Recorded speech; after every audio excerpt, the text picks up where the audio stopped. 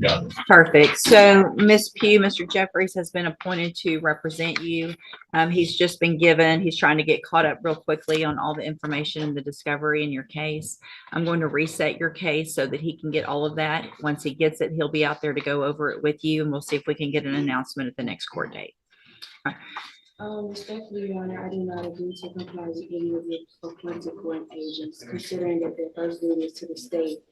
I understand. We've had this conversation before. And for the record, I'll be representing myself. So if you want to represent yourself, there's some things. Ms. Pugh, stop talking over me. If you want to stop talking over me. If you want to represent yourself, then there is a process that we have to go through, and we'll do that today. If that's what you want to do, we'll get your case set for trial and we'll go forward that way.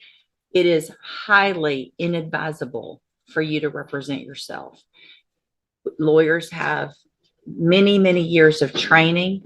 They understand the law. They understand how a trial works, because here's what happens.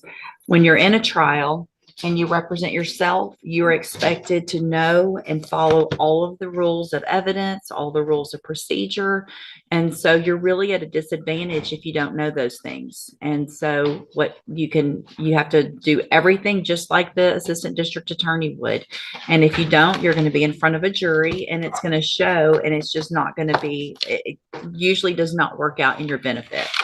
But I have to go through with you some questions first before we do that. And then if you still want to do that, then there's a couple of things couple of options, and we'll go over those as well. Okay.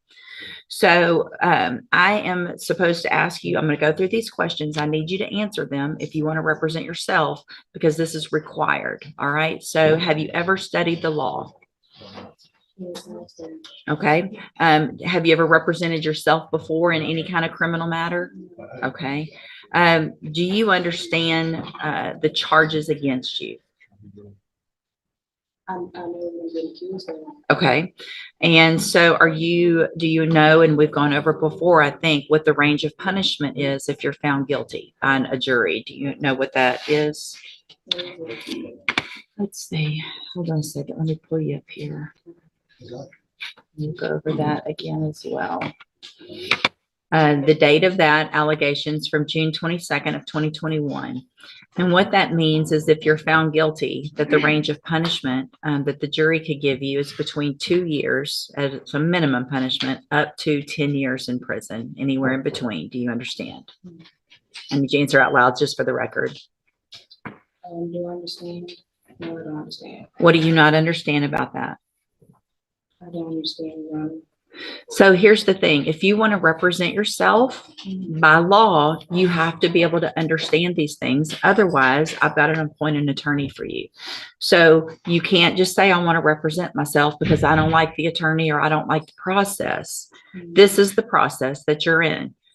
You live in Texas, you live in the United States. This is the law that applies to your case.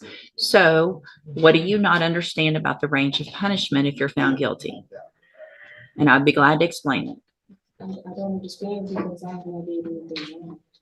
That's what a jury's for, right? And so if you say you're not guilty, then you go in front of a jury and they determine, after they listen to the evidence, if you're guilty or not.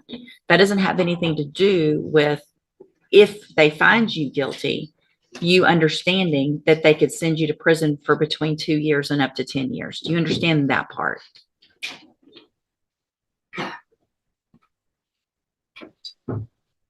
What are you, yes or no?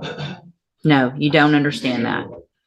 So, Ms. Pugh, it's my understanding, I'm not going to allow you to represent yourself because you don't understand the law and the process. So we're on question number 4 out of 15 that I'm supposed to ask you. So Mr. Jeffries is going to stay on your case.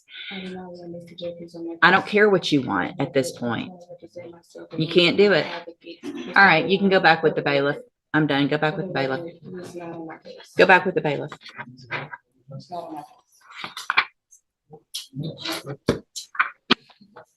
Welcome to the criminal appointment list. Yeah, fun, Judge. This was not meant to be any kind of punishment, I promise. So so Mr. Jeffries, just, I mean, get ready like you would. Probably it's going to go straight onto a jury. Right, I would And assume. we'll just get it figured out that way. All right. Thank you.